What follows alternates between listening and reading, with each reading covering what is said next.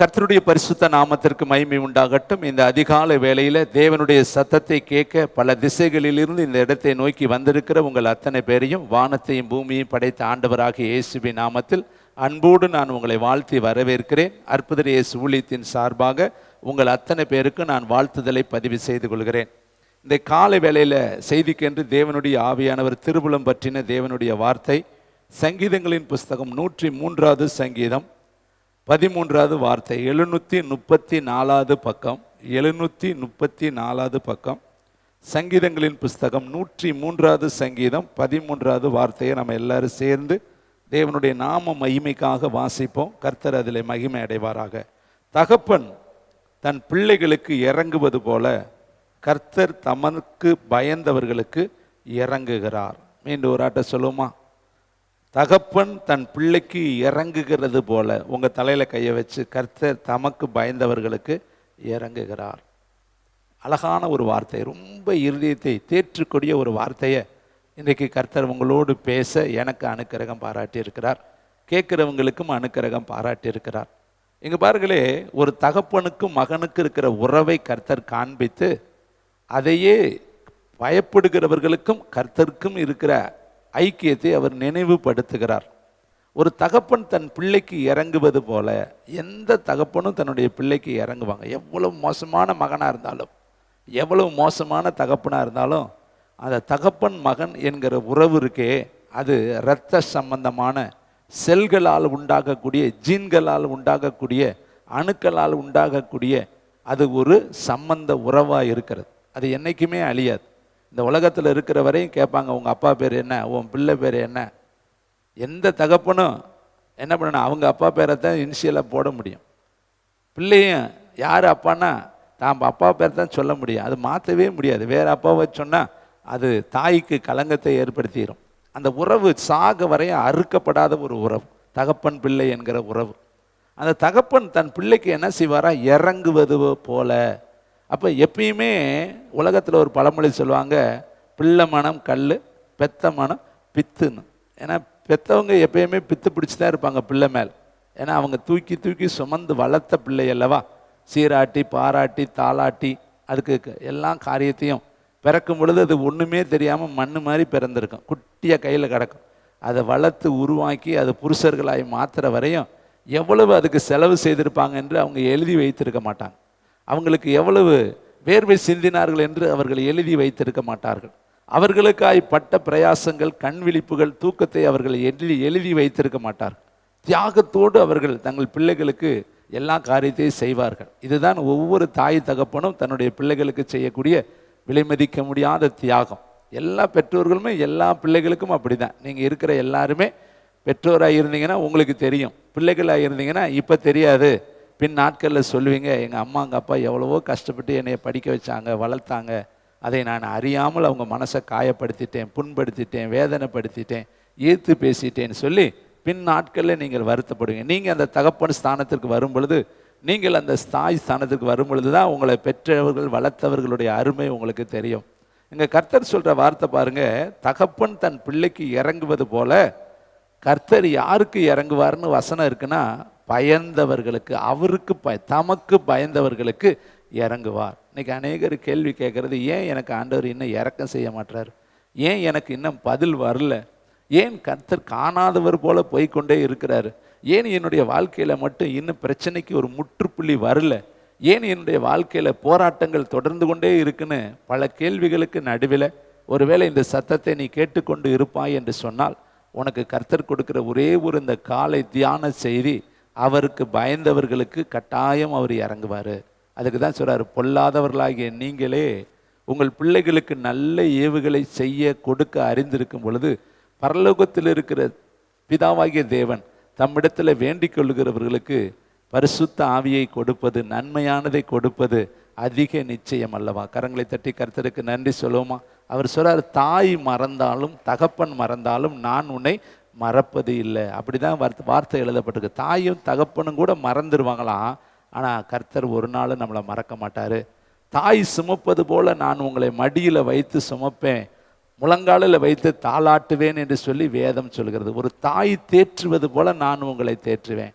அப்போ தாய்க்கும் தகப்பனுக்கும் பிள்ளைக்கும் இருக்கிற உறவை கர்த்தர் இந்த காலை வேளையில் நமக்கு நினைவுபடுத்துறாரு. நீங்கள்லாம் எப்படி உங்கள் பிள்ளைங்க மேலே, ஒரு பறவை கூட தன் குஞ்சு மேலே அவ்வளவு பிரியமாக இருக்குதுங்க.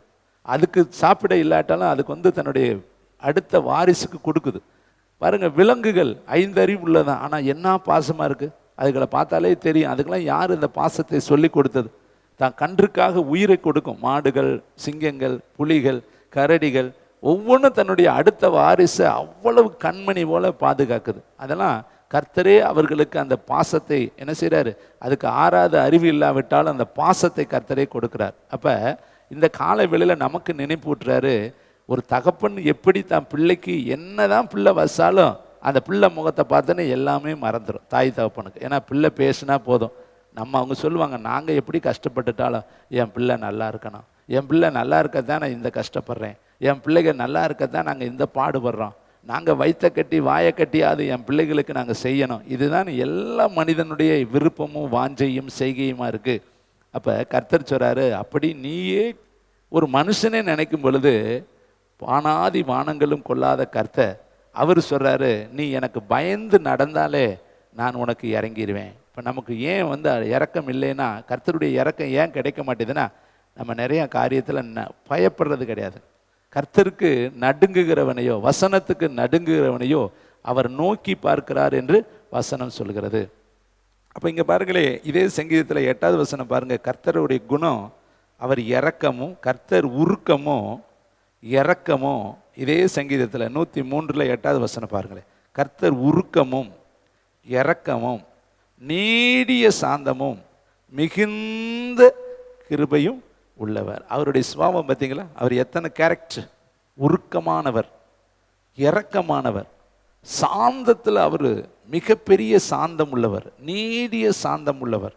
அடுத்து மிகுந்த கிருபை இல்லை, மிகுந்த கிருபை உள்ளவர். இதை யோனாவும் சொல்றாரு, நான் அப்பயே சொன்னேனே, நீ இரக்கம் உள்ளவரும் நீடிய சாந்தம் உள்ளவரும் தீங்குக்கு நீ மனஸ்தாபப்படுகிறவன்னு நான் ஏற்கனவே நான் சொன்னேனே. அங்கே இருக்கிறப்பயே நான் தர்சிஸுக்கு போகிறப்பே சொன்னேனே, அதனால தான் நான் தர்சிஸ்கே போனேன்னு. யோனா புஸ்தகம் 4:2 எடுக்க வேண்டாம், நேரம் இல்லை. அப்பயே அவர் சொல்றாரு, நீ தீங்குக்கு மனஸ்தாபப்படுகிறவர். இந்த அருமையான ஒரு வார்த்தையை அவர் சொல்றாரு, நீர் தீங்குக்கு மனஸ்தாபப்படுகிற ஒரு தெய்வம், நீர் இரக்கம் உள்ள ஒரு தெய்வம், நீடிய சாந்தம் உள்ள ஒரு தெய்வம், மிகுந்த கிருபையுள்ள தெய்வம், தீங்கு செய்வதற்கு நீர் மனஸ்தாபப்படுகிற ஒரு தெய்வம். இந்த வேதத்தில் பார்த்தீங்கன்னா ஆதியாகமத்தில் நம்ம பார்க்குற முதல்ல நோவா காலத்தில் உலகத்தை அவர் அழிச்சிட்டார். அப்புறம் நோவா ஒன்றுமே சொல்லலை. அவர் மனதிருக்கத்தோடு தீங்கை பார்த்து வருத்தப்பட்டு அவர் சொல்கிறாரு, மனுஷனுடைய நினைவுகள் நித்தமும் பொல்லாததாக இருக்குது, இனி ஒரு நாள் நான் இந்த மனுஷனை என்ன செய்ய மாட்டேன், அழிக்கவே மாட்டேன். பூமி உள்ளளவும் விதைப்பும் அறுப்பும் சீதோசனமும் உஷ்ணமும் மாரி காலமும் மழை காலமும் குளிர்காலமும் எல்லா காலமுமே இருக்கும். நான் இனி ஒரு முறை இப்போ செஞ்ச மாதிரி செய்ய மாட்டேன்னு சொல்லி ஒரு உடன்படிக்கை பண்ணினார். அந்த உடன்படிக்கை தான் வானவில் என்று சொல்லி வேதம் சொல்லுது. அப்போ செஞ்ச தவறுக்காக அழிச்சு விட்டேன்னு சொல்லி அவர் மனஸ்தாபப்படுகிற ஒரு தெய்வம். பார்த்தீங்களா, எப்பேற்பட்ட நல்ல ஒரு தெய்வம் நம்முடைய அப்பாவாக இருக்கிறார். அவர் உங்களுக்கு ஏதாவது ஒரு சின்ன வருத்தம் வந்துட்டா கூட அவர் வருத்தப்படுவார். நீ கண்ணீர் விட்டேன்னா அவரும் அழுவார். மார்த்தால் அழுது, மரியாள் அழுத பொழுது, எருசலேமின் குமாரத்திகள் அழுத பொழுது வசனம் சொல்லுகிறது, இயேசுவும் கண்ணீர் விட்டார். அப்போ நீ அழுகும் பொழுது அவர் சிரிக்கிறவர் அல்ல, நீ துக்கமாக இருக்கும் பொழுது அவர் மகிழ்ச்சியாக இருக்கிறவர் அல்ல, நீ ஒரு மூளையில் முடங்கி கிடக்கும் பொழுது அவர் ஆனந்த களிப்பாய் பார்க்கிறவர் அல்ல, அவரும் உன்னோடு கூட துக்கப்படுகிறவர். வேதம் சொல்கிறது, அழுகிறவர்களோடு அழுங்கள் என்று சொல்லி எழுதி வைத்திருக்கிறார். அப்போ அவர் அப்படிப்பட்ட ஒரு இரக்கத்தின் சிகரமாக இருக்கிறார். பாருங்களே, வேதத்தில் அநேக காரியங்களை சொல்லிக்கிட்டே போனால் நேரம் 1000 தேவனுடைய பிள்ளைகளை. ஓசியாவில் 11:8-9 எடுக்க வேண்டாம். எப்ராஹிமுக்கு விரோதமாய் பேசினது முதல் கொண்டு அவனையே நான் நினைத்து கொண்டு இருக்கிறேன், அவனுக்காக நான் உருக்கமாய் இறங்குவேன், அவனை நான் எப்படி கைவிடுவேன், அவனை எப்படி நான் மறப்பேன். பார்த்தீங்களா, ஒரு மனுஷனுக்கு விரோதமாய் பேசிட்டாராம், ஆனால் அது முதல் கொண்டு அவனையே நினச்சிக்கிட்டே இருக்காராம். நான் உன்னை கைவிட மாட்டேன், நான் உனக்கு உருக்கமாக இறங்குவேன். இன்னைக்கு ஒரு வேளை இந்த காலை வேளையில் கைவிட்டுட்டாரு, என்னை மறந்துட்டாரு, என்னை தூக்கி எறிஞ்சிட்டாரு, என்னுடைய நினைவு இல்லாமல் போய்விட்டு என்று சொல்லி பல கேள்விகள் உங்கள் மனசுக்குள்ளே இருக்கலாம். ஆனால் அந்த கேள்விகளுக்கெல்லாம் ஒரு பதில் கர்த்தர் சொல்கிறாரு, நான் உனக்காக உருக்கமாக இறங்குகிற ஒரு தெய்வம். ஆனால் நீ செய்ய வேண்டிய ஒன்றே ஒன்று, அவருடைய வசனத்துக்கும் அவருடைய வார்த்தைக்கும் அவருடைய நடத்துதலுக்கும் நீ பயந்து நடந்தாலே கர்த்தர் உன்னை ஆசீர்வதிக்க ஆரம்பிச்சிருவாரு. அவர் இரக்கமுள்ளவர் மட்டும் கிடையாது, இன்னொரு பக்கம் அவர் எப்படிங்கிறதே நான் உங்களுக்கு நினைவுபடுத்த கட்டாயம் நான் கடமைப்பட்டிருக்கிறேன். 1081 பக்கத்தில் நாகும் எழுதின தீர்க்க தரிசன புஸ்தகம். இந்த வசனம் உங்களுக்கு கட்டாயம் தெரிந்திருக்கணும். நம்ம ஒரு பட்சமாகவே பார்க்கக்கூடாது. அவர் எப்பயுமே நல்லவர் நல்லவர் நல்லவர்னே நம்ம நினச்சிக்கிட்டே கடைசியில் அவரை உடைய உண்மைத்தன்மை தெரியாமல் போயிடக்கூடாது. ஒரு நாணயத்துக்கு 2 பக்கம் இருக்குங்கிற மாதிரி, இரவு பகல் இருக்கிறது மாதிரி, நன்மை தீமை இருக்கிறது மாதிரி, நல்லவர் தான். ஆனால் இன்னொரு பக்கம் நாகும் தீர்க்கதரிசி 1ஆம் அதிகாரம் 2வது வசனத்தை 3வது வசனத்தை நான் வாசிக்கிறேன். 1081 பக்கம். கர்த்தர், சேர்ந்து சொல்லுங்க, எரிச்சல் உள்ளவரும் நீதியை சரி கட்டுகிறவருமான தேவன். கர்த்தர் நீதியை சரி கட்டுகிறவர், உக்கிரக கோபம் உள்ளவர். கர்த்தர் தம்முடைய சத்துருக்களுக்கு பிரதிபலன் அளிக்கிறவர். அவர் தம்முடைய பகைஞருக்கு கோபத்தை வைத்திருக்கிறார். கர்த்தர் நீடிய சாந்தமும் மிகுந்த வல்லமை உள்ளவர். அடுத்து பாருங்களே 6வது வசனம். அவருடைய கோபத்துக்கு முன்பாக நிற்பவன் யார்? அவருடைய உக்கிரக கோபத்திலே தரித்திருப்பவன் யார்? அவருடைய எரிச்சல் அக்கினியைப் போல இறைக்கப்படுகிறது, அவராலே கண்மலைகள் பெயர்க்கப்படும். இங்க இந்த வசனத்தை பாருங்களே, தீர்க்கதரிசி மூலியமாய் கர்த்தர் சொல்றாரு, அவர் எப்படிப்பட்டவரா? எரிச்சல் உள்ள தேவன். அடுத்து நீதியை சரி கட்டுகிற தேவன். அடுத்து உக்கிரக கோபம் உள்ள தேவன். அடுத்து சத்துருக்களுக்கு பிரதிபலன் அளிக்கிற தேவன். பகைஞருக்கு கோபத்தை வைத்திருக்கிற தேவன். அங்கே எப்படிப்பட்டவர்னு பார்த்தோம். சங்கீதக்காரர் சொல்றாரு, சாந்தம் உள்ளவர், இரக்கம் உள்ளவர், தயவுள்ளவர், நீடிய பொறுமையுள்ளவர், இன்னும் பார்த்தீங்கன்னா பட்சிக்கிற அக்னியா இருக்கிறார் என்று சொல்லி வசனம் சொல்லி. இப்படியே அவர் பலவிதமான தன்மையை உடைய தெய்வமாக நம் நடுவில் இருக்கிறார். அதனால் நம்ம ஒரே கோணத்தில் அவரை பார்க்கக்கூடாது. அவருக்கு நம்ம பயந்து நடக்கும் பொழுது அவருடைய இரக்கம் நமக்கு புதிதாக இருக்கிறது.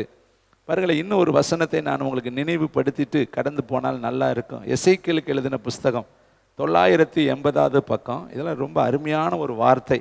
அவருடைய மனதை நம்ம புரிந்து கொள்ளலாம். அவர் சொல்கிற அந்த வார்த்தையை நீங்கள் பாருங்களேன். எசேக்கியேல் 18ஆம் அதிகாரத்தில் 23வது வசனத்தை நான் வாசிக்கிறேன்.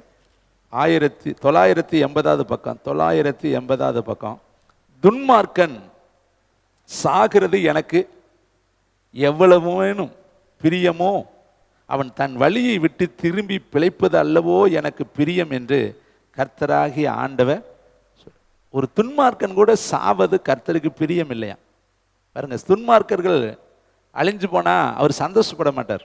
நம்ம கூட சந்தோஷப்பட்டுருவோம், அப்பா எப்படியே உழைஞ்சு போனான்டா, இனிமேல் பிரச்சனை தீர்ந்துச்சுன்னா. அப்படி இல்லைங்க. கர்த்தர் சத்துருக்கள் விழுவதை பார்த்து சந்தோஷப்படக்கூடாது, ஆகடியம் பண்ணக்கூடாதுன்னு நமக்கு அவர் சொல்லியிருக்கிறார். இங்க வேதம் சொல்லுது பாருங்க, துன்மார்க்கன் சாகிறதுனுக்கு எவ்வளவேனு பிரியமோ இல்லை, அவன் தன் வழியை விட்டு திரும்பி பிழைப்பது அல்லவோ எனக்கு பிரியம் என்று கர்த்தராகிய ஆண்டவர் சொல்கிறார். அப்ப ஒரு மனுஷன் திருந்தணும்னு தான் கர்த்தர் விரும்புகிறார்.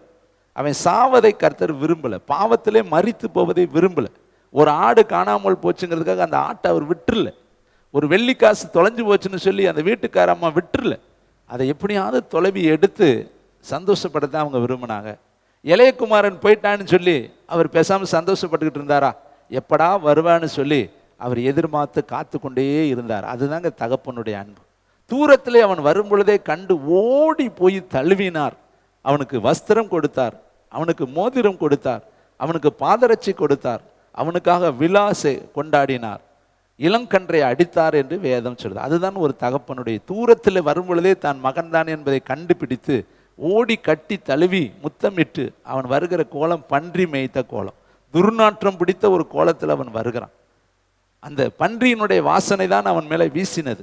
ஆனால் அவனோ எந்த கோலத்தில் வந்தாலும் தகப்பன் ஓடி தழுவி அவனுக்கு மீண்டும் புது வஸ்திரம் கொடுத்து அந்த வாடையெல்லாம் போகும்படி செய்து அவனை மீண்டும் கழுவி மீண்டும் சுத்திகரித்து பழைய ஸ்தானத்தில் கொண்டு போய் அவனை வைத்தார். இதுதாங்க தகப்பனுடைய இரக்கம். நீ பயந்து நடந்தாலே இரக்கம் உன்னை சூழ்ந்து கொள்ளும். பாருங்க, தேவன் இன்னும் எப்படிப்பட்டவர் என்பதை நான் உங்களுக்கு காண்பிக்க விரும்புகிறேன். சங்கீதங்களின் புஸ்தகம் 14:2. அங்கங்கே பல இடத்துல அவர் எப்படிப்பட்டவர் என்பது இருக்கு. அதை நான் ஆவியானவர் எனக்கு உணர்த்த அதைகளெல்லாம் நான் எழுதி உங்கள் மத்தியில் கொண்டு வந்து உங்களுக்கு மட்டுமல்ல, லைவில் இருக்க நிறைய ஜனங்களுக்கு அது பிரயோஜனமாக இருக்கும்.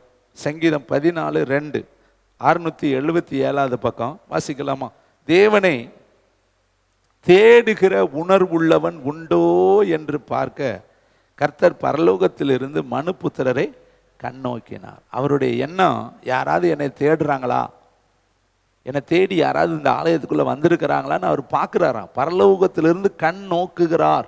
இப்போ இந்த காலை வேளையில் இங்கே உட்காந்துருக்கிறவங்களெல்லாம் கண் நோக்கி பார்க்க, தேடி தான் வந்திருக்கிறீங்க, பல கிலோமீட்டர் தாண்டி வந்திருக்கிறீங்க, பல விதமான கஷ்டத்தில் வந்திருக்கிறீங்க, பல இடத்துல நடந்தெல்லாம் நீங்கள் வந்திருக்கிறீங்க, வயது முதிர்ந்த நிறைய பேர் இங்கே உட்கார்ந்துருக்கிறீங்க, வர முடியாத சூழ்நிலையிலும் நீங்கள் வந்திருக்கிறீங்க. இந்த அதிகாலை இருட்டோடு எழுந்து நேரப்பட வந்து மகதலேனாள் மரியாள் எப்படி கல்லறையில் நின்னாலோ அதுபோல் இந்த ஆலயத்தில் வந்து நின்று கொண்டு இருக்கிறீங்க. கர்த்தர் நிச்சயமாய் அவருடைய 7 கண்களும் உங்களை பார்க்குது. உங்கள் மேலே அவர் இரக்கமுள்ள தெய்வமாக இருக்கிறார். பாருங்கள், ரொம்ப ஆச்சரியமான ஒரு வார்த்தை, தேடுகிற உணர்வுள்ளவன் உண்டோ என்று கர்த்தர் பரலோகத்திலிருந்து மனுபுத்திரன் மேலே கண்ணோக்கமாக இருக்கிறார். அப்போ அவர் 7 கண்களுடைய தெய்வம் நம்மளை ஒவ்வொரு நாளும் பார்க்கிறார். நீ அவருக்கு மறைவானவன், மறைவானவள், மறைவான குடும்பம் அல்ல. 24 மணி நேரம் அவருடைய பார்வையில் நீ இருக்கிற. சரி, கண்ணோக்கமாக இருக்கிறவர் அதோடு மட்டும்தான் இருக்கிறாரா? எசேக்கியேல் 22:30 வாசித்து பாருங்கள். 987 பக்கம். அடுத்து என்னத்தை தேடுறாரா? அடுத்து வசனம் சொல்கிற 987 பக்கம். எசேக்கியேலுக்கு எழுதின புஸ்தகம். தேங்க்யூ வண்டர்ஃபுல் த ஹோலி ஸ்பிரிட். 22ஆம் அதிகாரம் 30வது வசனம். நான் தேசத்தை அழிக்காதபடிக்கு திறப்பிலே நிற்கவும் சுவரை அடைக்கவும் தக்க ஒரு மனுஷனை தேடினேன். ஒருவனையும், ஒருத்தனை தேடுறாராம். ஒரு மனுஷனை கண்ணோக்கமாக இருக்கிறவ பரலோகத்திலிருந்து யாராவது நம்மளை தேடுறாங்களான்னு பார்க்குற தெய்வம் அவர் இப்போ நம்மளை தேடி வர்றாராம். யாராவது ஒருத்தர் திறப்பில் நிற்பாங்களா, ஜெபிப்பாங்களா, யாராவது ஒருத்தர் தேசத்தை நான் அழிக்காதபடிக்கு. ஏன் அவர் தேசத்தை அழிக்கணும்? அக்கிரமம் பெருகினால் அழிச்சுத்தானே ஆகணும். பாவம் பெருகிற இடத்துல தேவனுடைய கோபக்கனை வரும். ஏன்னா அழிவை கொண்டு வர வேண்டியது நியாயம். ஏன்னா அந்த தேசத்தில் அந்த சோதம் குமாரோட சொல்றாரு, அவர்கள் அக்கிரமும் என் சமூகத்தில் வந்து எட்டினது, அவர்கள் செய்தது உண்மையோ இல்லையோ என்று பார்க்க நான் வந்தேங்கிறார். அப்போ அக்கிரமம் இருக்கிற இடத்துல அழிவு வரணுங்கிறது பிரமாணம். அப்போ அவர் சொல்றாரு, நான் அந்த தேசத்தை அழிக்காதபடிக்கு யாராவது ஒருத்தர் திறப்பில் நின்று ஜெபம் பண்ணினால் அவர்கள் ஜெபத்தை நான் கேட்டு அந்த தேசத்தை அழிக்காதபடிக்கு நான் பாதுகாத்து கொள்வேனே. அப்போ தேசத்துக்காக ஜெபிக்க கர்த்தர் ஒரு மனிதனை தேடுறார். கண்ணோக்கமாக மட்டும் இல்லை, தேடி கொண்டு இருக்கிறார். நீங்கள் வேதத்தில் பார்த்தீங்கன்னா ஆதியாகமத்தில் அழகாய் 18ஆம் அதிகாரத்தில் உங்களுக்கு தெரிஞ்ச பகுதி தான். மோசே, இது ஆபிரகாம், ஆதியாகமம் 18 25 33 வரையும் சோதம் குமார பட்டணத்துக்காய் திறப்பில் நிற்பார். என்ன சொல்லுவார்னா, 50 பேர் இருந்தால் நீங்கள் அழிக்கக்கூடாது. ஒருவேளை 5 பேர் குறைவாக இருந்து 45 பேர் இருந்தாலும் நீங்கள் அழிக்கக்கூடாது. 40 பேர் இருந்தாலும் அழிக்கக்கூடாது. 30 பேர் இருந்தாலும் அழிக்கக்கூடாது. 20 பேர் இருந்தாலும் அழிக்கக்கூடாது. 10 பேர் இருந்தாலும் அழிக்கக்கூடாது. ஸ்டெப் பை ஸ்டெப்பா திறப்பில் நிற்கிறார். இதான் அந்த சோதம் பட்டணத்தில் யார் இருக்கா? லோத்து இருக்கிறார். அவருடைய 2 குமாரத்திகள் இருக்கிறாங்க. அவருடைய மனைவி இருக்கிறாங்க. ஏன்னா இவனுடைய அண்ணனுடைய மகன் அவன். அங்கே அழிஞ்சு போயிடுவான். அங்கே தூதர்கள் போய் அந்த பட்டணத்தை அழிக்க போகிறாங்க. அவர்கள் அந்த பட்டணத்தில் இருக்கிறதுனால ஆபிரகாம் போய் கையை உயர்த்தி ஜெபிக்க ஆரம்பிக்கிறார். அழிக்கக்கூடாது, அழிக்கக்கூடாது, அழிக்கக்கூடாது, அழிக்கக்கூடாது. லோத்துடைய வேலையாட்கள் அங்கே உள்ளே இருக்காங்க. இதெல்லாம் ஒரு காலத்தில் ஆபிரகாமுடைய வேலையாட்கள். ஒரு காலத்தில் once upon a time Abraham கிட்ட லேபராக இருந்தவங்க தான் இப்போ லோத்துவுக்கு லேபராக போயிட்டாங்க. எல்லாம் வாக்குவாதம் வந்து அப்பாவுக்கும் மகனுக்கும் பிரச்சனையே கிடையாது. நல்லா தெரிந்து கொள்ளுங்க, ஆபிரகாமுக்கும் லோத்துக்கும் எந்த சண்டையுமே கிடையாது. சண்டையெல்லாம் வேலைக்காரர்களுக்குள்ள தான் சண்டை. அப்போ என்ன பண்ணியிருக்கணும், லோத்து வேலைக்காரர்களை அடக்கி அமர்த்தி வேலையை பாருங்கப்பா, ஆபிரகாமோடு நான் இருந்ததுனால தான் இவ்வளோ பெரிய ஆசீர்வாதம். ஆபிரகாம் அன்னைக்கு தேராகு கூட்டத்தை விட்டுட்டு வரும் பொழுது லோத்துவும் தான் விட்டுட்டு வந்தார். அன்னைக்கு இனத்தை விடும் பொழுது ஆபிரகாம் விட்ட பொழுது லோத்து விட்டார். ஊரை விட்ட பொழுது இவரு விட்டார். கோத்திரத்தை விடும் பொழுது இவரு விட்டார். ஆபிரகாம் எதையெல்லாம் விட்டாரோ அப்போ அத்தனையும் லோத்து விட்டுட்டு ஆபிரகாமோடு இவர் ஒட்டி கொண்டு புறப்பட்டு வந்தார். அப்போ தியாகம் நிறைய செஞ்சிருக்கிறார் லோத்து. அவர் நீதிமானா இருந்து தன் இருதயத்தில் வாதிக்கப்பட்டான் என்று வேதம் சொல்கிறது. அவர் நல்லவனாக தான் இருந்திருக்கிறார். ஆனால் வேலையாட்கள் தான் அவனுக்கு எடுத்துட்டான். நம்முடைய வாழ்க்கையிலையும் மற்றவங்க பேச்சை நம்ம என்றைக்குமே கேட்கக்கூடாது. ஏன்னா வேதம் சொல்லுது, கேட்டதை சொல்கிறவன் பிராண சிநேகிதனையும் பிரித்து விடுகிறான். எப்பயுமே தேர்ட் பர்சன் சொல்லும் பொழுது 10%, 5%, 7%, 20%, 50%, 100% கூட்டி தான் சொல்லுவான். நடந்ததை கரெக்டாக சொல்ல மாட்டாங்க. அவங்க கான்வர்சேஷன் பண்ணும் பொழுது ஒரு சம்பவத்தை மெருகூட்டி அதை கூட குறையதான் சொல்லுவாங்களே ஒழிய கரெக்டாக சொல்ல முடியாது. ஏன்னா என்ன கேட்டதை கரெக்டாக சொல்ல முடியாது, கூட்டி தான் சொல்லுவாங்க அல்லது குறைச்சி சொல்லுவாங்க. ஆனால் நம்ம அதை கேட்ட உடனே என்ன பண்ணிடுறது, அப்படியா அப்படியான்னு சொல்லி நம்ம டென்ஷன் ஆகிடுறது. அதுதான் நம்ம செய்யக்கூடிய மிகப்பெரிய தவறு. யார் என்ன சொன்னாலும் நம்ம கர்த்தருடைய சித்தத்தை நோக்கி பார்க்கணும். இப்போ லோத்து என்ன பண்ணியிருக்கணும், நல்ல ஞானம் உள்ள ஒரு மனுஷனாக இருந்தால், நீங்கள் வேலையாட்களை எல்லாம் விரட்டி வேலையை பாருங்கப்பா, எங்கள் அப்பா பற்றி எனக்கு நல்லா தெரியும், அவர் என்னை இவ்வளோ காலம் நடத்தி வந்திருக்கிறாருன்னு சொல்லி அவர் அப்பாவோடையே இருந்திருந்தாருன்னா அவர் மனைவி உப்பு தூணாக ஆக வேண்டிய அவசியம் கிடையாது, அவர் பிள்ளைகள் வேசிகளாய் மாற வேண்டிய அவசியம் கிடையாது. தகப்பனிடத்திலே துணிகரமாக பாவம் செய்கிற அளவுக்கு அவங்களுக்கு எப்படி துணிகரம் வந்துச்சு? அதனால தான் அம்மோனியர்கள் வந்தார்கள், மோவாபியர்கள் வந்தார்கள். இவர்கள் 2 குடும்பத்தாரும் சபைக்குள்ளே வரவே ஆகாது என்று கர்த்தர் வாக்கு கொடுத்தார். அப்போ மொத்தத்தில் லோத்துவோடைய ஜெனரேஷனே அழிஞ்சு போச்சு. அதுக்கு முன்னாடி லோத்துடைய வரலாறே பூமியில் இல்லாமல் போய்விட்டு பாருங்க. ஒரு இடத்துல அவன் பண்ண தவறு, கீழ்ப்படியாமையின் ஆவி அவனுக்குள்ளே இருந்ததுனால அவன் தன் குடும்பத்தையே கடைசியில் அழிவில் கொண்டு போய் விட்டுட்டான். அவன் என்னாச்சு, அவன் கூட போனவர்கள் என்னாச்சு, எல்லாமே அக்கினிக்கு இறையா போயிட்டாங்க. இதை கேட்குற தம்பி, தங்கச்சி, தாயே, தகப்பனே, இன்னைக்கு வேதம் சொல்லுது பாருங்க, ஆபிரகாம் திறப்புல நின்றான், அப்படியே நிற்கிறான். 50 இருந்து 45க்கு வந்தான். அவன் மனசு இன்னும் தீரல. ஆண்டவரே 45 பேர் இல்லாட்டி என்னதையா பண்ணுறது, 40 பேர் வரையும் நான் கெஞ்சுறேன். ஆண்டவர் சொன்னார், சரி நீ இவன் 40 பேர்த்துக்கு ஜெபிக்கிற, ஓகே 40 பேர் அங்கே இருந்தால் நான் அழிக்க மாட்டேன். அப்புறம் 30க்கு வந்தார், 30 20 ஆக்குனார், 20 10 ஆக்குனார். அவர் நினச்சிக்கிட்டார் 10 பேர் கூட அட்லீஸ்ட் இருக்க மாட்டாங்க. நம்மளுடைய கெஸ்ஸிங்க அதுதாங்க, நாமளும் அப்படி தாங்க நினைக்கிறது. அவர் கரெக்டாக இருப்பார், இவர் கரெக்டாக இருப்பார், அவர் கரெக்டாக ஓடுறாரு, இவர் கரெக்டாக ஓடுறாரு, அப்படி தாங்க நம்ம நினச்சி வாழ்க்கையில் ஏமாந்து போயிடுறோம். உண்மையை கர்த்தர் மட்டும்தான் அறிவார். நம்ம யாரையும் நம்பக்கூடாது. கர்த்தரை தவிர மனுஷனை நம்புவது நம்முடைய வாழ்க்கையில் மிகப்பெரிய தவறாக போயிடும். கர்த்தர் மட்டும்தான் நம்ம நம்பிக்கைக்கு பாத்திரர். அவரே நமக்கு புஜபலமான தெய்வமாக இருக்கிறாரு. அவர் நினைச்சார் ஆபிரகாம ஒரு 10 பேர் இருப்பாங்க கட்டாயம். லோத்து கட்டாயம் கரெக்டாக இருப்பார், அவர் பிள்ளைகள் 2 பேர் ரொம்ப பியூராக இருப்பாங்க, மனைவி ரொம்ப கரெக்டாக இருப்பாங்க, அப்புறம் நம்ம அனுப்புன வேலையாட்கள் கொஞ்சம் பேர் அங்கே இருக்காங்க இல்லையா, அவங்கள 10 பேர் அட்லீஸ்ட் இருக்க மாட்டாங்கன்னு நிறுத்திட்டார் ஜெபத்தை. ஒரு வேலை 5 பேருக்கு ஆண்டவரே ஒருத்தர் இல்லாட்டியும் கூட பரவாயில்ல, எனக்காக அந்த ஊரை அழிக்காதீங்கன்னா இவ்வளவு இறக்கப்பட்ட தெய்வம் அதுக்கும் இறங்கி இருப்பார். அப்போ அதனால தாங்க இந்த ஜெபம். போன வருஷம் எவ்வளவோ 40 நாள் 80 நாள் 90 நாள் நம்ம அதோட நிறுத்திக்கலையே. ஏன்னா நேற்று சாப்பிட்டது இன்னைக்கு பயன்படாதுங்க, போன மாதம் சாப்பிட்டது இந்த மாதம் பயன்படாதுங்க. அன்னாடு அப்டு டேட்டில் ஒவ்வொரு நாளும் நம்ம ஜீவனை பணையம் வைத்து ஜெபிக்கணும். ஏன்னா எப்போ ஆண்டவர் வருவார்னு தெரியாது.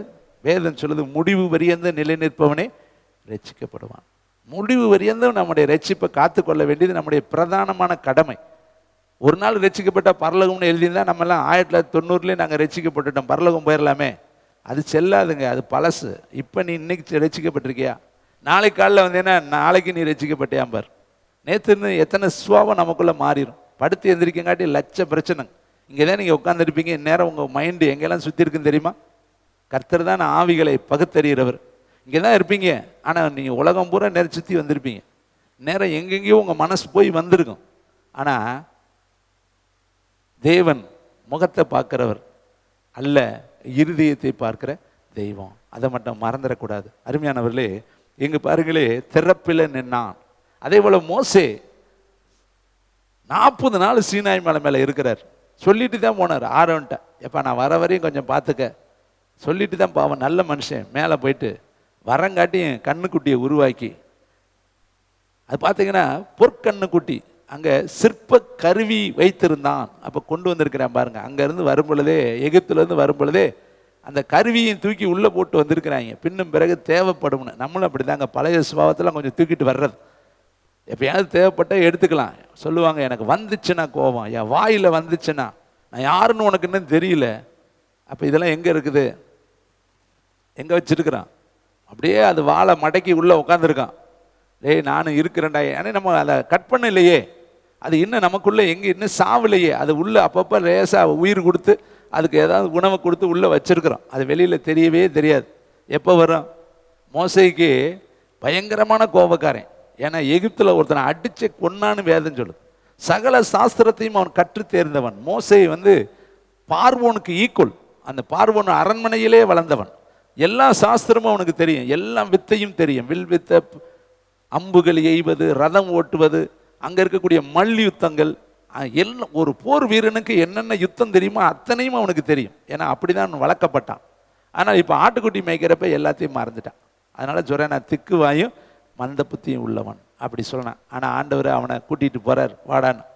அப்படிப்பட்ட முரடே சீனாய் மலையில் உட்காந்து 40 நாள் பாஸ்டிங் இருந்துட்டு வெளியே வரும் பொழுது அவனுக்கு வந்துச்சு கோபம். அடிச்சாம் பாருங்க, ஒரு அடி, கற்பனையெல்லாம் சுக்கு நூற நொறுக்கி போச்சு.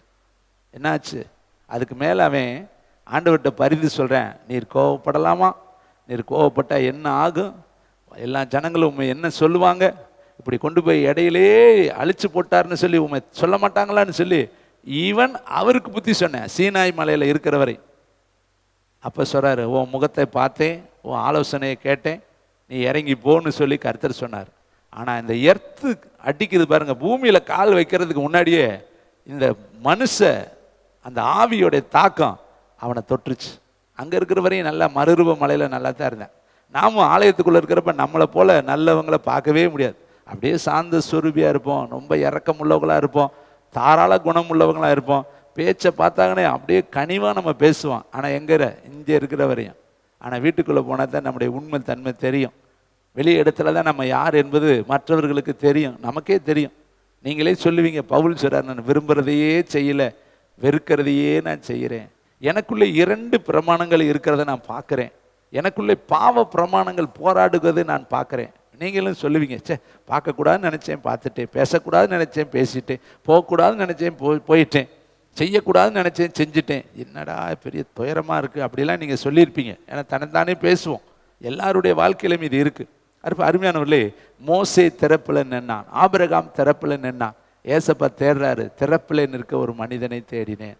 அதனால தாங்க இந்த ஜெபம்லாம் வைக்கிறோம். இந்த ஜெபத்தில் எல்லாம் உங்களுக்காக தான் இருக்குது, நம்முடைய ஊழியத்துக்காக தான் இருக்குது, பிறருக்காக ஜெபிப்பதற்கு தான் இந்த பொன்னான நாட்களை நம்ம தேர்ந்தெடுத்திருக்கிறோம். ஏன்னா ஜெபிக்க தான் நம்ம ஆவி கரெக்டாக இருக்குங்க.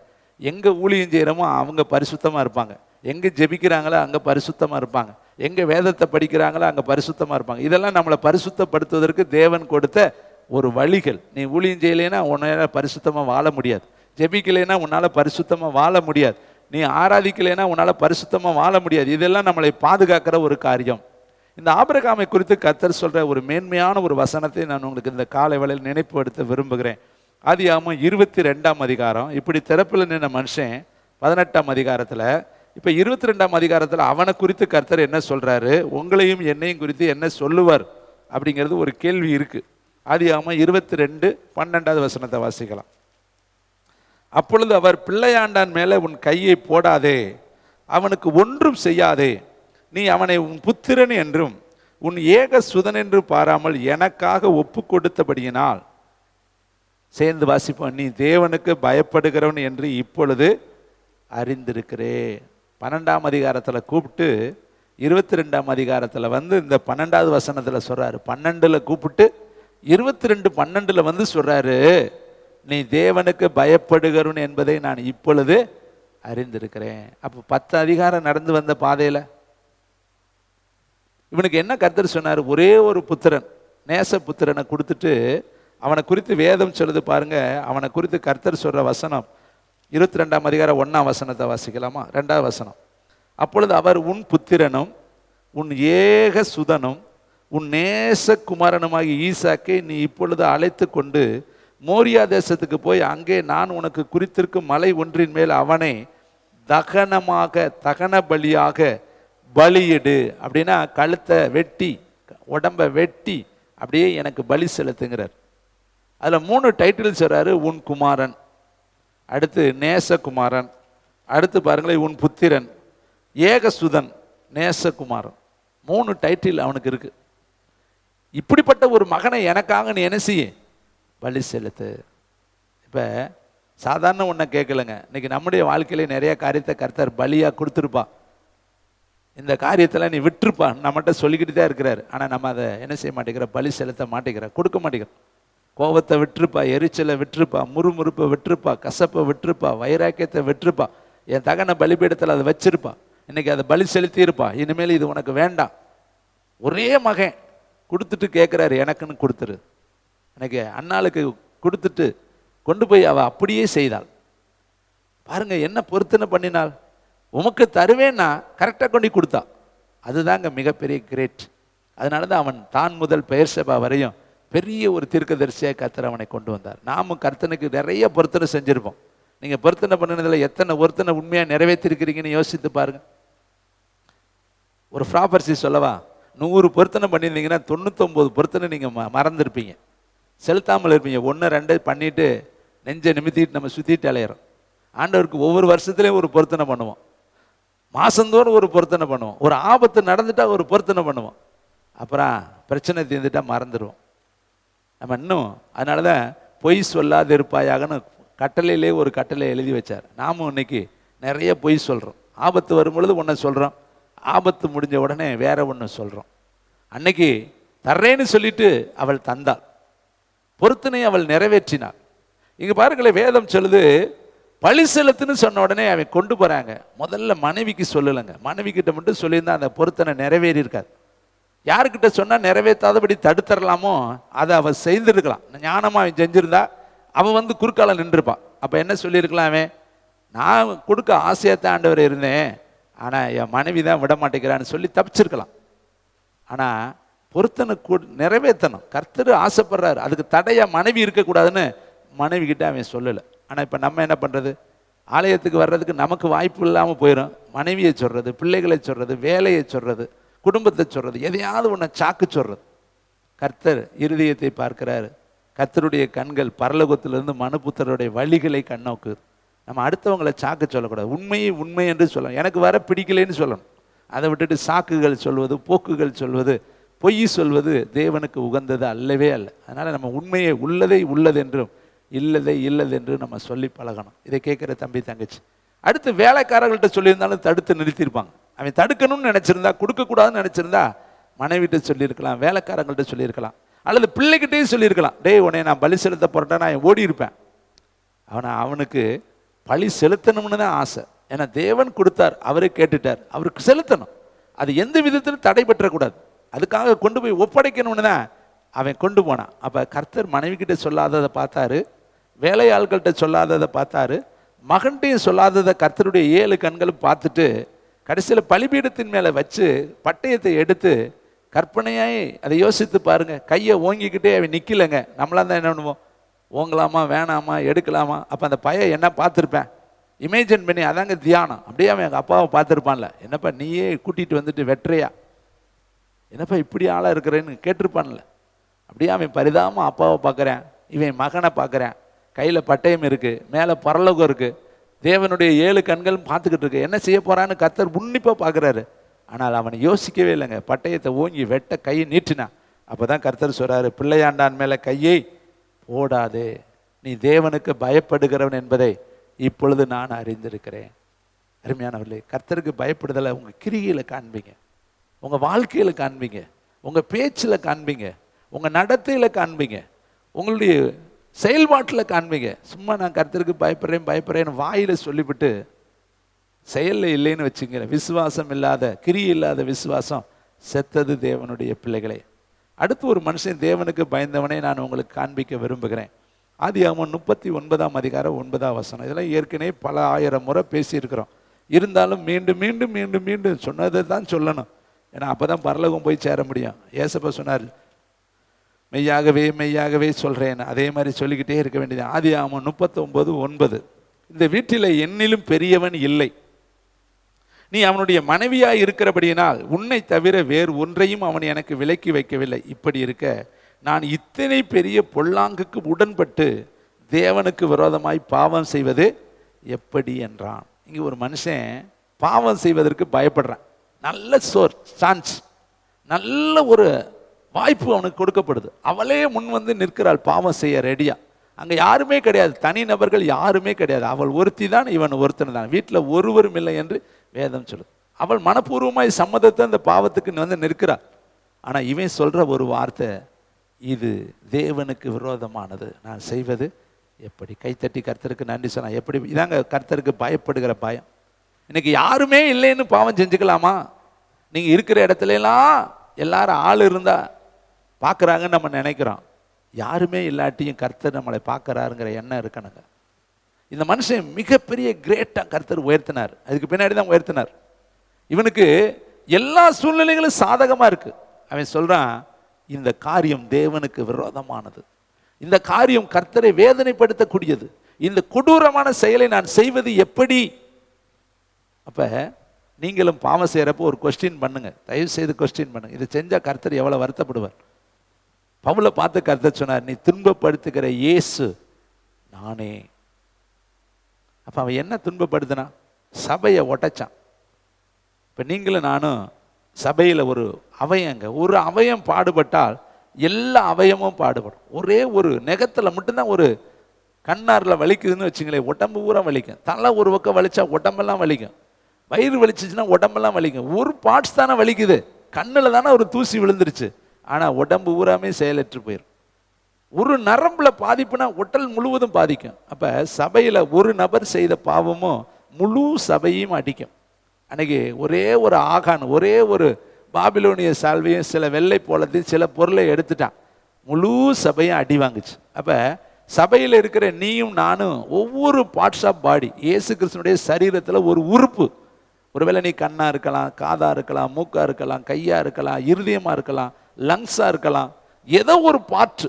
அந்த ஒரு பார்ட்டு பாதிக்கப்பட்டால் முழு பார்ட்டும் பாதிக்கப்பட்டு போயிடும். அப்போ நம்ம அந்த பொறுப்பை உணர்ந்து நம்ம பாவம் செய்வது எப்படி அப்படிங்கிற ஒரு கேள்வி நமக்குள்ளே இருக்கணும். இந்த சீரியலை பார்க்குறது, இன்னைக்கு சீரியலுக்கு நிறைய பேர் அடிமை, சினிமாவுக்கு நிறைய பேர் அடிமை. இன்னும் பார்த்தீங்கன்னா ஊழியத்தில் இருக்கிறோம்னு சொல்லிட்டு கெட்ட வார்த்தை, பொய், ஃப்ராடுத்தனம், பாவ காரியங்கள், துணிகரமான காரியங்கள் நம்முடைய வாழ்க்கையில் இருந்தால் எப்படி கர்த்தர் மகிமைப்படுவார் தேவனுடைய பிள்ளைகளை? அப்போ பாவம் செய்கிற ஆத்மா சாகும் என்று வேதம் சொல். இன்னொரு காரியம் சொல்கிறேன், பாவம் நிழலை போல உங்களை பிடிக்கும் என்பதை நிச்சயமாய் அறியுங்கள். பாவத்தின் சம்பளம் மரணம் என்று சொல்லி வேதம் சொல்கிறது. பார்த்தீங்களா? இதெல்லாம் பாவத்துக்கு தாங்க ஏசப்பா வந்தார், பாவத்திலிருந்து விடுதலையாக்கத்தான் வந்தார். ஆனால் விடுதலை ஆயிட்டமா அப்படிங்கிறது கேள்வி இன்னைக்கு ஒவ்வொருத்தருக்குள்ளேயும் இருக்குது. இன்னும் நமக்குள்ளே இன்னும் பாவம் இருந்துச்சுன்னா நம்ம விடுதலை அடையலை. நம்மளா சொல்லிக்கலாம் விடுதலை ஆயிட்டேன், விடுதலை ஆயிட்டேன். ஆனால் என்ன, பாவத்திலிருந்து விடுதலை அடைஞ்சா தானே ரட்சிப்பு. அதுக்கு பேர் தானே ரட்சிப்பு என்று ஏசப்பா சொன்னார். அப்போ அழகாய் கர்த்தர் சொல்றாரு, தேவன் அந்த யோசேப்பு சொல்றாரு, விரோதமான பாவம், இது தேவனுக்கு விரோதமான பாவத்தை நான் எப்படி செய்வது? முன்னாடி நிற்கிதுங்க பாவம். அந்த தேசத்தினுடைய மிகப்பெரிய ஒரு அரசியல்வாதியுடைய மனைவி, அவ சம்மதத்தோடு நின்று கொண்டு இருக்கிறாள், எல்லா வசதி வாய்ப்பும் அவனுக்கு கொடுப்பாள். ஆனால் அவன் சொல்றான், இது பாவம், நான் செய்ய முடியாது. அங்கே பிள்ளையை கொடுக்க ஒருத்தன் ஆயத்தமானா இங்கே பரிசுத்தத்தை இழக்க ஒருத்தன் ஆயத்தமே இல்லை. அவன் சொல்கிறான், நான் இந்த காரியத்தை செய்ய மாட்டேன். இதாங்க கர்த்தருக்கு பயப்படுகிற பயம். இன்னும் ஒரு மனுஷனை சொல்லி நான் முடிக்க விரும்புகிறேன். தாவீதையும் சவுலையும் இந்த நாளில் முக்கியமான ஒரு பாயிண்டில் நான் உங்கள் மத்தியில் டச் பண்ண விரும்புகிறேன். 1 சாமுவேல் புஸ்தகம் 24:5-6 எடுப்புக்கலாமா? 1 சாமுவேல் புஸ்தகம் 24ஆம் அதிகாரம் கடைசியாக 24ஆம் அதிகாரம் 5வது 6வது வசனம், பக்க நம்பர் 374. தாவீது சவுலின் சால்வையை தொங்கலை அறுத்து கொண்டது நிமித்தம் அவன் மனது அடித்து கொண்டது. அவன் தன் மனுஷரை பார்த்து, கர்த்தர் அபிஷேகம் பண்ணின என் ஆண்டவன் மேல் என் கையை போடும்படியான இப்படிப்பட்ட காரியத்தை நான் செய்யாதபடி கர்த்தர் என்னை காப்பாராக, அவர் கர்த்தராலே அபிஷேகம் பண்ணப்பட்டவர் என்று சொல்லி. இப்ப தாவீதுக்கு சவுலை 2 முறை கொலை செய்வதற்கு நல்ல ஒரு வாய்ப்பை ஆண்டவர் ஏற்படுத்தி கொடுத்தார். ஒன்று 24:5-6லையும் 26:9வது வசனம், ரெண்டுமே பக்கம் பக்கமாக இருக்கு. இன்னொரு முறையும் வாய்ப்பு கொடுத்தார். ஒரு தடவை சால்வையை மட்டும் அறுத்துக்குவார், இன்னொரு முறை ஈட்டியையும் சொம்பையும் எடுத்துக்கொள்வார். இந்த 2 இடத்துலையுமே கூட இருக்கிறவங்க ஒரே குத்தா சவுலை குத்திடலாமா கேட்பாங்க. அப்போ தாவீது சொல்வார், கர்த்தர் அபிஷேகம் பண்ணின மனுஷன் மேலே கை போட மாட்டேன், நான் இப்படிப்பட்ட பாவத்தை நான் செய்யவே மாட்டேன். ஏன்னா அது தேவனுடைய பார்வையில் பயங்கரமாக இருக்கும். ஆனால் நாம் கர்த்தர் அபிஷேகம் பண்ணின மனுஷனை எவ்வளோ பேர்த்த வையிறோம், யார் மேலே கோபம் வந்துட்டா யாரை வேணாலும் வையிறோம். ஆனால் அவர் கர்த்தர் அபிஷேகம் பண்ணின மனுஷன் மேலே கை போட பயப்பட்டார். ஆனால் நம்ம நாவை போடுறோம், வார்த்தைகளை போடுறோம், யாரை குறித்து நமக்கு பயமே கிடையாது. தேவன் தெரிந்து கொண்ட ஒரு நபரை குற்றப்படுத்த நீயும் நானும் யார்? தேவன் தெரிந்து கொண்டவர்களை குற்றப்படுத்த நமக்கு யாருக்குமே உரிமை கிடையாது. வேதம் சொல்லுது, நீதிமானாய் அவர் மாற்ற அவர் வல்லமை, எந்த மனுஷனையும் அவர் சரி பண்ணிடுவார். நம்ம அவங்களை நியாய தீர்ப்பில் கொண்டு போய் நிறுத்த முடியாது. அவன் கடைசி நிமிஷத்தில் கூட அவர் இரக்கத்தை விரும்புகிறார். கல்லனை போல கடைசி நிமிஷத்தில் அவன் மனம் திரும்பி பரலோகத்தில் போயிடுவேன். நம்ம தான் நீதின்னு பேசி பேசி கடைசியில் கையை கட்டிட்டு நிற்க வேண்டியதாக இருக்குது. அதனால் யாரையுமே ஜட்ஜ்மெண்ட் பண்ணாது. நமக்கு ஜட்ஜ்மெண்ட் பண்ணுற அளவுக்கு உரிமை கிடையாது. ஆண்டவர் ஒவ்வொருத்தனையும் நீதிமானாய் மாற்ற அவர் வல்லமை உள்ளவராக இருக்கிறார். அழைப்பு கர்த்தருடையது. அதனால் தேவன் தெரிந்து கொண்டவர்களை குற்றப்படுத்துகிறவன் யார் என்று வேதத்தில் எழுதப்பட்டிருக்கு. இப்போ சவுலு 2 முறை வாய்ப்பு கிடைச்சும் தாவீது கை போடலை. நினச்சிருந்தா போட்டிருக்கலாம், நல்ல சான்ஸ், ஒரே அடியை அடித்து தூக்கியிருக்கலாம். அவன் நமக்கு எதிரி தானே, கொன்றலான்னு நினச்சிருக்கலாம். ஆனால் அவன் வாய்ப்பு கிடைச்சும் சந்தர்ப்பம் கிடைச்சும் கொல்லல. காரணம், அவன் மேலே நான் கையை போட மாட்டேன். காரணம், அவன் அபிஷேகம் பண்ணப்பட்டவன். அப்போ நாமும் கூட அபிஷேகம் பண்ணப்பட்டவர்களுக்கு விரோதமாக யாருக்கு விரோதமாக பேசாதீங்க. தயவு செய்து உங்களிடத்தில் நான் கேட்டுக்கொள்வது, யாரையுமே சின்ன பிள்ளைகளை கூட அற்பமாக பேசாதீங்க. அவர்கள் கூட கர்த்தரால் தெரிந்து கொள்ளப்பட்டவர். தேவன் தெரிந்து கொண்ட மனுஷரி, உங்களுக்கு தெரிஞ்சவங்களா இருக்கலாம், தெரியாதவங்களா இருக்கலாம், தெரியாத ஊழியக்காரங்களா கூட இருக்கலாம். அவங்கள குறித்து தவறான செய்தி வந்தால் கூட நீங்கள் பேசாதீங்க. உங்கள் வாயில் ஜட்ஜ்மெண்ட் பண்ணாதீங்க. உங்கள் வாயில் அவங்கள குறித்து அவங்க நீதி உங்களுக்கு தெரியாது, அவங்க மறைவான காரியம் உங்களுக்கு தெரியாது. மற்றவங்க பேசினா பேசிட்டு போகிறாங்க. நம்ம அவங்க மேலே கை போட வேண்டாம், வார்த்தையை போட வேண்டாம், நாவை போட வேண்டாம். தேவன் தெரிந்து கொண்ட பிள்ளைகளை குறித்து ஒரு பயம் நமக்குள்ளே இருக்கட்டும். சரி, இதே சவுலையும் சவுலுடைய மகன் இஸ்மோத்தேத் என்று சொல்லப்பட்ட ஒருத்தனையும் 2 பேரை வெட்டி கொண்டு வந்துடுவான். சவுலை ஒருத்தன் வெட்டி கொண்டுட்டு வருவான். 2 சாமுவேல் 1:10 2 சாமுவேல் 4:10 என்ன பண்ணுவாங்க, சவுலை ஒருத்தன் தலையை வெட்டி தூக்கிட்டு வந்து தாவீதுகிட்ட கொடுப்பார். அப்போ தாவீது சொல்வார், ஒரு நீதிமான கொல்லுவதற்கு உன் கையை போடுறதுக்கு உனக்கு எப்படி துணிவு வந்துச்சு? அவர் கர்த்தரால் அபிஷேகம் பண்ணப்பட்ட மனுஷனை போய் நீ கொன்னுட்டேன்னு என்கிட்ட வந்து சொல்றியாடான்னு தான் பக்கத்தில் இருக்கிற ஆளை கூப்பிட்டு இவன் மேலே விழுந்து இவனை வெட்டும்பர். நல்ல செய்தி தான் கொண்டு வந்தான். ஆனால் அந்த செய்தியில் தாவீது சந்தோஷப்படலை. ஏன்னா எதிரி செத்து போயிட்டான்னு சொல்லி அவர் சந்தோஷப்படலை. ஐயோ, கர்த்தரை அபிஷேகம் பண்ணப்பட்ட மனுஷன் செத்துட்டானேன்னு சொல்லி வியாகுலப்பட்டு செஞ்சவனை வெட்டி கொல்ல சொல்றார். அதே மாதிரி 2 சாமுவேல் 4:10 அவருடைய மகன் சவுலினுடைய மகன் இஸ்போசேத் அப்படிங்கிற மகன், அவன் பாவம் உப்பரிகையில் உட்கார்ந்து குளிர் இடத்துல அவன் தன்னுடைய காரியத்தை செஞ்சுக்கிட்டு இருக்கான். அவனை ஒருத்தன் வெட்டி தலையை தூக்கிட்டு வந்து தாவீதுகிட்ட கொடுக்குறேன், நான் அவனை கொன்னுட்டேன். அப்போ தாவீது சொல்கிறாரு, ஏண்டா பேசாமல் நீதிமான அவன் வீட்டில் பேசாமல் இருக்கானே, அவனை போய் வெட்டிட்டேன்னு ஏன்ட செய்தி கொண்டு வர்றே அப்படின்னு பக்கத்தில் இருக்கணும் சொன்னால் இவனையும் வெட்டி போடுறாங்கிறார். அப்போ எதிரி அழிஞ்சிட்டான்னு சொல்லி தாவீது சந்தோஷப்படலை, செய்தி கொண்டு வந்தவங்களை தான் கொல்ல சொன்னார். அப்போ எதிரிகளையும் அவர் நேசிக்கிற தாவீதா இருந்தார். அருமையானவர்களே, இப்போ இந்த இடத்துல நம்ம தெரிந்து கொள்ள வேண்டியது, அபிஷேகம் பண்ணப்பட்டவங்க மேலே கை போடக்கூடாது. அந்த பயம் நமக்கு எப்பயுமே இருக்கணும். வேதம் சொல்லுது, கர்த்தருக்கு பயப்படுதலே ஆயுசு நாட்களை பெருக பண்ணோம். கர்த்தருக்கு பயப்படும் பொழுது நம்முடைய வாழ்க்கையில் அநேக நன்மைகளை கர்த்தர் செய்வார். அதனால தான் இன்னைக்கு இந்த ஆண்டவர் வார்த்தை கொடுத்துருக்கிறாரு, தமக்கு பயந்தவர்களுக்கு அவர் இறங்குகிறார். கடைசியில் மத்தேயு 17:15 பார்த்தீங்கன்னா ஒரு மனுஷன் ஏசப்பாட்டை வந்து கேட்குறான், சந்திர ரோகியாய் குட்டிய வேதனைப்படுகிறான், நீ தயவு செய்து அவனுக்கு இறங்கும். சீசர்களிடத்துலலாம் கொண்டுட்டு போனேன், அவர்களால் ஒன்றுமே செய்யக்கூடல, நீங்கள் பார்த்து ஏதாவது எனக்கு இறக்கம் பாராட்டுங்கன்னு இயேசுவின் இடத்துல வந்தான். இறங்கி வர்றான். சீசர்களிடத்துலாம் கொண்டுட்டு போனேன். அவன் வரும் பொழுதே சொல்கிறான், ஒருக்குள்ள தீக்குள்ளே விழுகிறேன், ஒரு ஆட்டை தண்ணிக்குள்ளே விழுகிறேன், அடிக்கடி விழுகிறேன், என்ன செய்வதுனே எனக்கு தெரியல, நீங்கள் தான் எனக்கு இறக்கம் பாராட்டணும்னு ஏசப்பா கிட்ட வந்தான். ஏசப்பா ஒரே ஒரு அந்த பிசாசை அதட்டினார். அது அவனை விட்டு போச்சு. அந்த வீட்டுக்கு ஒரு பெரிய சேமம் வந்துச்சு. அல்லேலூயா. எல்லாரும் ஜெபிக்கும்படி எழுந்து நிற்கலாம். இந்த காலை வேளையில கர்த்தர் உங்களுடைய வாழ்க்கையில் மிகப்பெரிய ஒரு இரக்கத்தை காண்பிப்பார். நிச்சயமே கர்த்தர் உங்களை வாளாக்காமல் தலையாக்கி, கீழாக்காமல் மேலாக்கி, உங்கள் வாழ்க்கையில் மகிமையான காரியத்தை செய்வார். எல்லாரும் எலும்பி நின்று பரலோகத்துக்கு நேரா ரீபா லரகா லரபா ஷபா ரீபா லரபா.